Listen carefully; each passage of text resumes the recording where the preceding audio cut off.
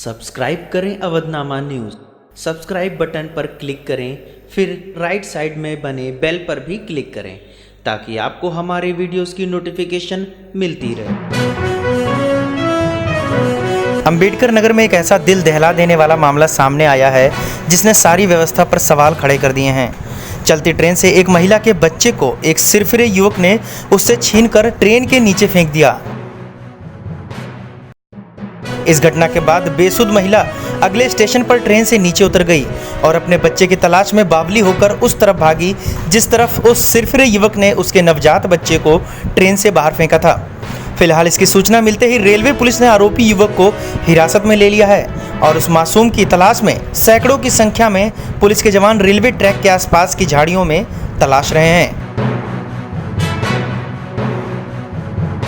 GRP के अधिकारी का कहना है कि हमारी टीम बच्चे की तलाश में जुटी है और जब तक हमें सफलता नहीं मिल पाती हम यह सर्च अभियान भी जारी रखेंगे। कल एक महिला अपने 1.5 वर्ष के पुत्र के साथ वेस्ट बंगाल से मालदा से दिल्ली के लिए यात्रा कर रही थी फरक्का एक्सप्रेस में। तो कोई मेंटली डिस्टर्ब आदमी उसमें चढ़ा था, उनके साथ में था जनरल कोच में।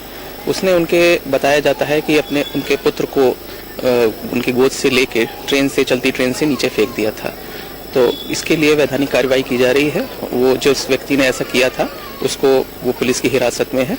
महिला जो है और उसके पति भी आ चुके हैं दिल्ली से। बच्चे की खोजबीन जारी है। आज जनपद पुलिस की सहायता से करीब हम लोगों को 60 रिक्रूट मिले थे, तो लगभग 100 लोगों के द्वारा एक सर्च ऑपरेशन चलाया गया है जो अकबरपुर स्टेशन से गोसाईगंज स्टेशन के 21 किलोमीटर के स्ट्रेच को हमने कवर किया है। क्योंकि अभी हमें एग्जैक्ट स्पॉट नहीं मालूम है कि बच्चे को कहाँ फेंका गया है, क्योंकि सभी लोग बाहर के यात्री थे तो एग्जैक्ट लोकेशन नहीं दे पा रहे। तो हम पूरा स्टेशन टू स्टेशन 21 किलोमीटर का हम एरिया कवर कर रहे हैं।